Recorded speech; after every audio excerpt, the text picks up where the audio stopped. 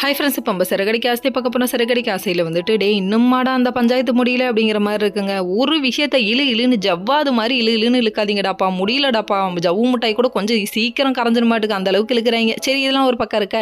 இன்னொரு பக்கம் வந்துட்டு நம்ம மனோஜ் வந்துட்டு நாட்டாம தீர்ப்பை மாத்துங்கிறாரு. யாருக்கிட்ட சொல்கிறாங்கன்னு பாட்டிக்கிட்ட சொன்னேன், டே கம்முனு கடை, நீ பண்ண வேலைக்கு உனக்கு தீர்ப்பை வேற மாத்திரமா, மாதம் 50,000 கொடுக்கணும், அவ்வளோதான் அப்படின்ட்டாங்க. சொன்னதுக்கப்புறம் நம்ம விஜயாவோட ரியாக்ஷன் பார்க்கணுமே. விஜயா நீ தான் அதை வாங்கி கொடுக்கணும் அப்படின்னு சொன்னேன். நானும் அப்படின்னா தப்புக்கு மட்டும் தொணப்போ தெரியுதுல்ல, எடுத்து நகையை கொடுக்க தெரியுதுல்ல, அப்போ வாங்கி கொடு அப்படின்றாங்க. இவனால் நான் இவ்வளோதான் அசிங்கப்படுறதுன்னு சொல்லிட்டு மனோஜ் கூப்பிட்டு போய் கண்ணா பின்னான்னு திட்டுறாங்க. இதை பார்த்தோம் நம்ம மனோஜுக்கே கோவம் வந்துருச்சுங்க. கோவம் தானே, உங்கள் மேலே தான் தப்பு அப்படின்னு சொன்னேன்னே என்னை தப்பாக வளர்த்துட்டீங்கன்னு சொல்லுவார். நம்ம எல்லாம் எதிர்பார்த்தோம். அங்கே தான் ஒரு ட்விஸ்ட். நீ திருந்தல, நீ திருந்தவே மாட்டே அப்படிங்கிற மாதிரி இருக்கு. என்ன மட்டும் பெற்றுக்க வேண்டியதானே, எதுக்கு நீங்கள் முத்துவை பெற்றீங்கன்னு கேள்வி கேட்குறாரு.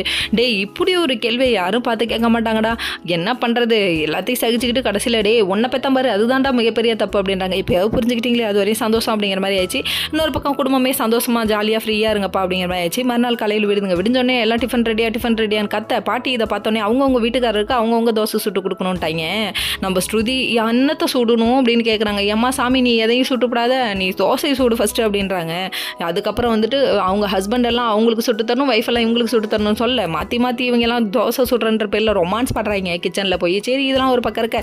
எப்படியோ தோசை சுட்டாச்சுப்பான்னு ஒரு வழியாக எடுத்துகிட்டு வந்து நீட்டுறாங்க. எல்லாரும் ஒரு நிலாவை சுட்டு வச்சுருக்காங்க. கடைசியில் நம்ம மனோஜ் சுட்ட தோசையை பார்க்கணுமே, இதனடா தாரை ஊற்றி வச்சிருக்கேன்னு கிண்டல் பண்ண கருகுன தோசையை தின்னுட்டு இருக்காங்க.